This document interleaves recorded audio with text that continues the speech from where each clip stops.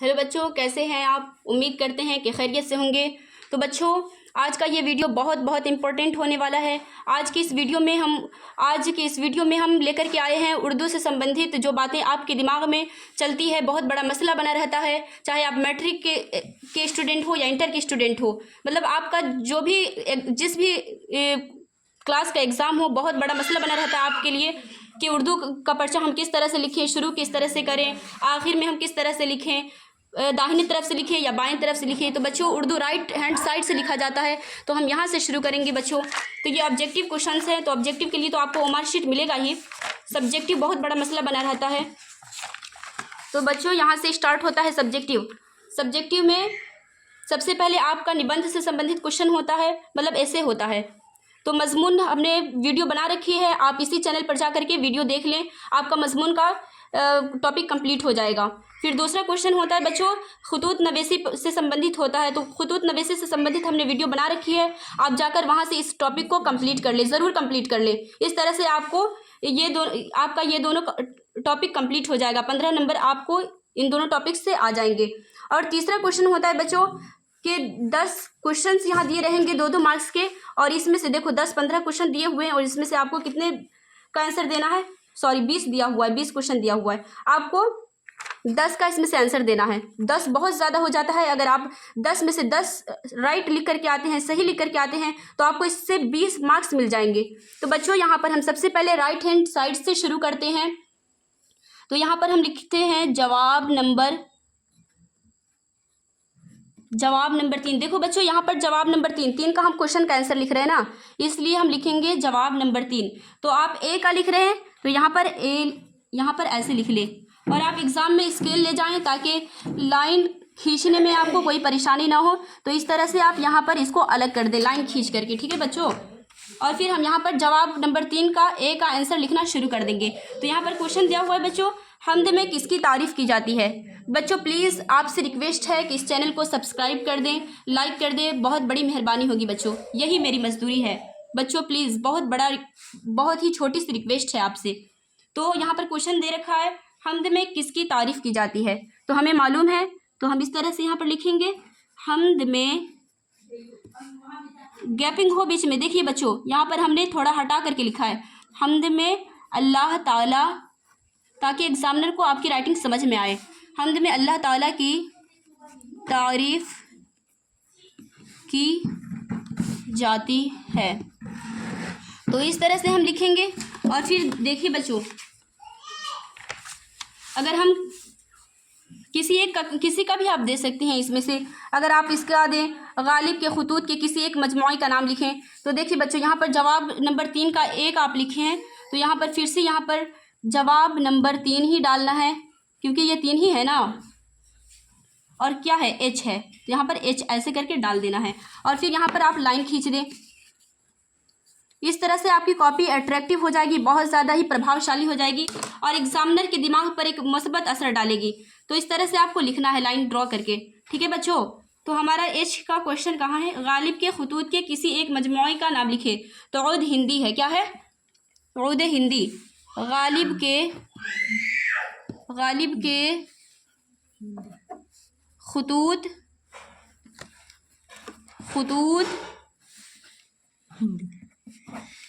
के मजमूए का नाम उद हिंद है, उद हिंद है, ठीक है बच्चों। इस तरह से आपको लिखना है। उर्दू का तो शॉर्ट आंसर ही होता है ना, बस आपको एक लफ्ज़ याद कर लेना, इसमें आपको 2 मार्क्स मिल जाएंगे। लेकिन इस पर थोड़ा ज़्यादा आपको ध्यान देना है। अगर आप इस पर तवज्जो दे देंगे तो आपका 100 में से 100 मार्क्स लाने से कोई भी रोक नहीं सकता है, ठीक है बच्चों। इस पर थोड़ा ज़्यादा ही आपको ध्यान देना है। ऐसे भी उर्दू बहुत ही मीठी ज़बान है, अगर आप उर्दू पढ़ेंगे तो आपके ज़बान में चाशनी आएगी, आप बोलेंगे तो लगेगा कि आपकी ज़बान से फूल झड़ रहा है। शायर ने कहा था ना कि उर्दू है जिसका नाम हम ही जानते हैं दाग, सारे जहां में धूम हमारी ज़बान की है। तो इसलिए आपको उर्दू इसलिए भी पढ़ना है ताकि आपकी ज़िंदगी में 4 चांद लग जाए। जब आप खड़े हों बोलने के लिए तो लोग आपकी बात बहुत ही इंटरेस्टिंग ढंग से सुने। तो इसलिए भी आपको उर्दू पढ़नी एग्ज़ाम के अलावा। तो बच्चों, हम आई का क्वेश्चन करते हैं, चकबस्त का इंतकाल किस बीमारी में हुआ? तो फालिज से हुआ, हमें मालूम है। तो हम यहाँ पर लिखेंगे जवाब नंबर 3 का इसलिए इस तरह से हम लिखेंगे ताकि एग्जामिनर को लगे कि ये 3 का ए का आंसर है। इस तरह से आपको स्पष्ट उसको नज़र आए कॉपी में, ये एच का आंसर है, यहाँ पर 3 का आई का आंसर है, मतलब जे का आंसर है। तो इस तरह से स्पष्ट हो, उसको किसी भी तरह की परेशानी ना हो। चकबस्त का इंतकाल किस बीमारी में हुआ? तो फालिज से हुआ, हमको मालूम है। तो यहाँ पर हम लिखेंगे चकबस्त का इंतकाल फालिज से हुआ। बच्चों मैं बार बार रिक्वेस्ट कर रही हूँ कि इस चैनल को ज़रूर सब्सक्राइब कर ले बच्चों, बहुत मेहरबानी होगी, इस चैनल को सब्सक्राइब कर ले, लाइक कर ले बच्चों, अपने दोस्तों तक शेयर कर लें ताकि आपके दोस्तों को भी जो उर्दू से डर लगता था अब उसके डर ख़त्म हो जाए। फ़हमीदा और हमीदा नुसूह की कौन थी?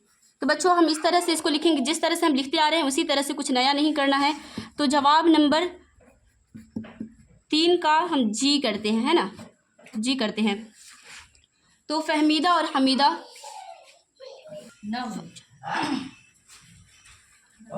फ़हमीदा, तो हम इस तरह से लिखेंगे बच्चों, फ़हमीदा नुसूह की बीवी थी, है ना, हमको मालूम है ना, नुसूह की बीवी थी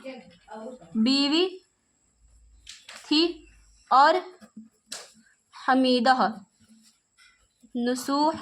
देखो बच्चों हमने बीच बीच में एक वर्ड के और दूसरे वर्ड के बीच में हमने गैप रखा है ताकि हमारी राइटिंग स्पष्ट हो, बहुत ही क्लियर ढंग से एग्जामिनर को नज़र आए, ताकि उसे पढ़ने में किसी तरह की परेशानी ना हो। तो इस बात का आप लोग भी ख्याल रखेंगे।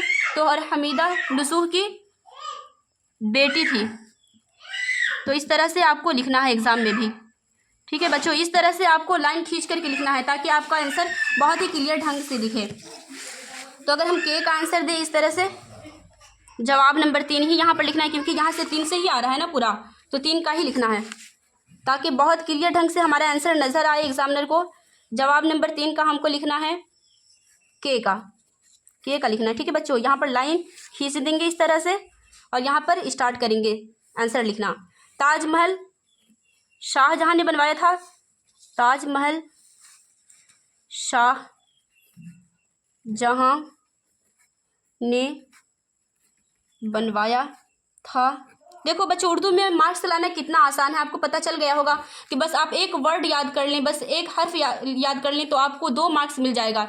जबकि मैथ साइंस में ऐसा नहीं होता है, अगर आप थोड़ा सा भी ध्यान दे दें उर्दू पर तो आपका 95+ स्कोर आएगा ही आएगा, यकीनन आएगा। लेकिन बस तवज्जो देने की ज़रूरत है उर्दू पर आपको, और अगर आपका उर्दू में अच्छा स्कोर आता है तो फिर पूरे मार्क्स में आपका 4 चांद लग जाएगा, टॉपर होने का सपना आपका साकार हो सकेगा। चलिए बच्चों, तो अब हम 5 नंबर वाले क्वेश्चंस की तरफ बढ़ते हैं। तो यहाँ पर 4 नंबर में दिया हुआ है, दर्ज झैल सवालों में से किसी 3 का जवाब दीजिए। तो यहाँ पर किसी 3 का देना, 6 यहाँ पर दे रखा है, 1 2 3 4 दे रखा है ना, और फिर 5 6 दे रखा है।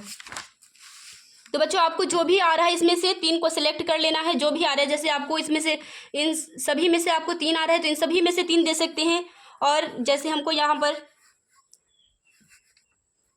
जवाब नंबर 4 का ए का लिखना है ना बच्चों, ए का लिखना है। तो इस तरह से हम लाइन खींच देंगे और यहाँ पर हम स्टार्ट कर देंगे, ग्लोबल वार्मिंग से बचने के लिए क्या क्या कदम उठाए जा सकते हैं ना। तो यहाँ पर हम आंसर शुरू करेंगे और फिर यहाँ पर अगर हम ये वाला लिखना चाह रहे हैं, ई का लिखना चाह रहे हैं, तो बच्चों तो दर्ज झैल अल्फाज में से किसी 5 की जमा लिखिए।